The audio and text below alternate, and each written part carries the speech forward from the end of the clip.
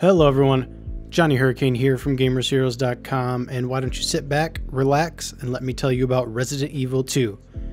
Just so we're all clear, I did get a code from the publisher, and yes, I have played and beat the original multiple times.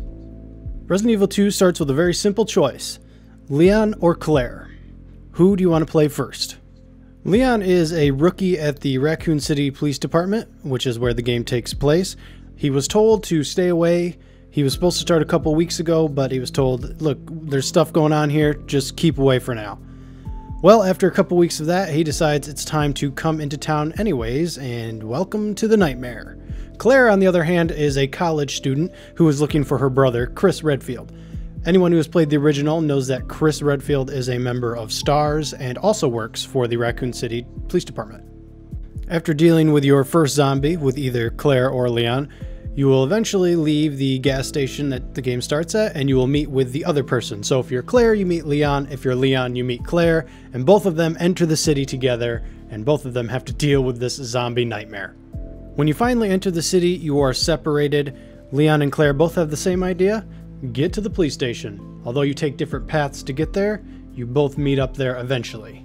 While you're running to the police station, you get a good idea of how bad the situation really is.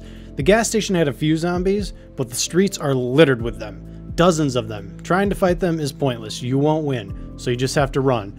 It's a good way to learn that maybe you don't have to fight every zombie. Sometimes running is the better option. When you finally arrive at the station, you find that it is not the sanctuary you had hoped. The place is in shambles, and it does not appear there are very many survivors. Early, you do see one survivor running through a hall who is shooting at zombies, trying to get the attention of someone to open a gate for him. That is your first objective, to help that guy get out and get the handbook that he has. He says, I know a way out. It's in this book. Free me, and I'll help you. That's what you gotta do.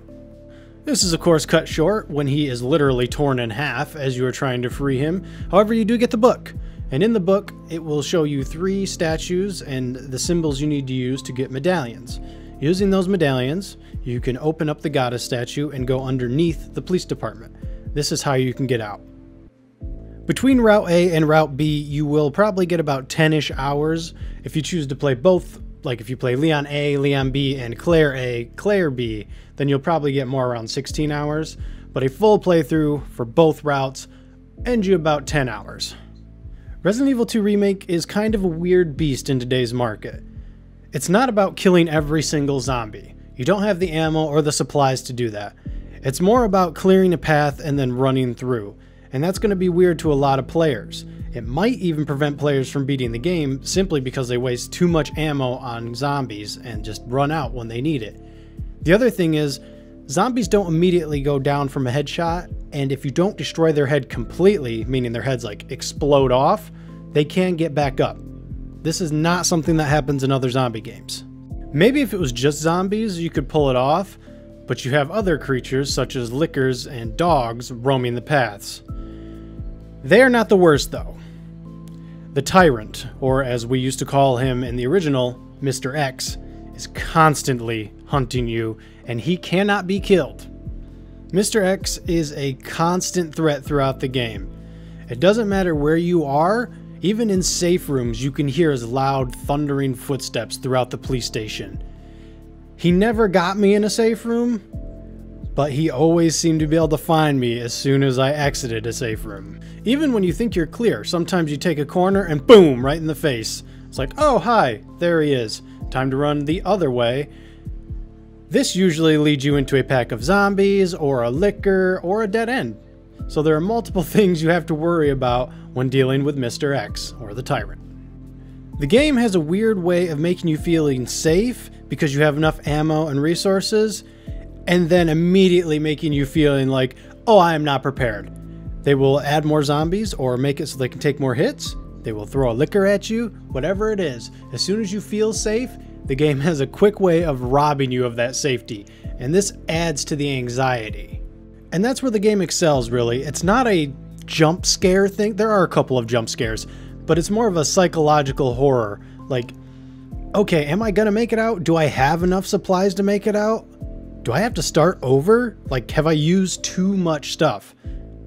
There are points like that throughout the entire game, but normally you can thread the needle just enough to get through the game, assuming you don't shoot every single zombie you come across.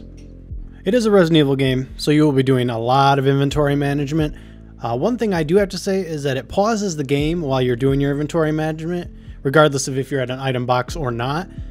At least in standard, I guess I don't know if it happens in hardcore or not. But this is nice because if you get socked by Mr. X, or hit by a licker, or overwhelmed by zombies and you're about to die, open your inventory, heal up, no problems. When you start off, you don't have a ton of inventory space. As you progress, you will find little packs that you can attach to your outfit, and you will have more space. But this does mean early on, you might be forced to leave items behind. Thankfully, the map will tell you if there's an item left in a room or not by lighting it red instead of blue. Anyone who's played Resident Evil before knows you will be dealing with puzzles. A lot of the puzzles are very easy. There are only a couple in the game that are like, oh, I'm gonna rip my hair out. This one, for instance, actually this is Route A. Route B is a nightmare. Route A is not that bad. And then another one, yeah, this one. The one where you're mixing the vials, this one is very stressful. Once you figure them out though, you're like, okay, finally, and you can move on. It does add another level of challenge to the game, and it's not like you're ever timed to the point where it's like, okay, well, I didn't complete that one, I'm gonna die. There are also optional puzzles such as safes. These are often rewarding because they will give you weapon upgrades, ammo, or healing supplies. Always worth at least trying to figure those out. One detail I really appreciated is how both Leon and Claire react to the zombies at first. Like, no, I killed that guy. I shot him in the head. He should be dead. And he got back up. Leon is, yes, a trained police officer. Still, no one trained you for the zombie apocalypse, and he freaks out a little bit. Claire's the same way, a college student just looking for her brother. When she finds the zombies, she freaks out as well. As the game progresses, they both get a little more accustomed to these creatures and become more confident when fighting them. Except for Mr. X. They are still very much scared of Mr. X. Everyone is afraid of Mr. X.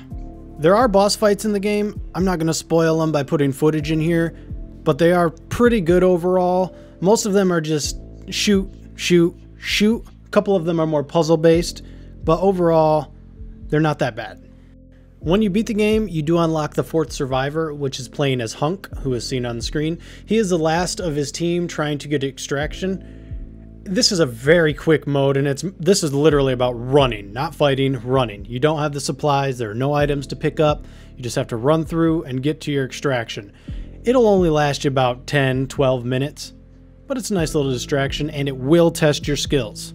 Outside of playing as Hunk after the game, during the game, if you are Leon, you will play as Ada, and if you are Claire, you will play as Sherry. Both of which, very short segments, which I appreciated. I do have two very minor nitpicks. First and foremost, this is not just a Resident Evil problem. I have this problem in any game that has a flashlight. You need a button. If you have a flashlight, I need to be able to activate that when I want to. Just because you don't think it's dark enough doesn't mean I don't think it's dark enough. Destiny 2 also had that problem. So let's get that fixed going forward. Second thing, the original soundtrack is $250. Come on. Really? Yes, I bought it. Yes, I enjoyed it. But it still hurt.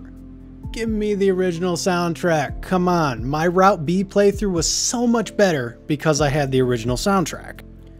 Resident Evil 2 sets a new standard for game remakes. Anyone else thinking, hey, you know what? Let's remake this game. Look at this. This is how it's done. And obviously, we have Resident Evil 3 on the way now. There's just no way we don't. Old fans, and newcomers alike will find something to bite into here, and I think we have an early Game of the Year contender. Alright, that will do it for me. If you liked what you saw and got what you needed, like, comment, subscribe. See you guys in the next video. Later, Gators.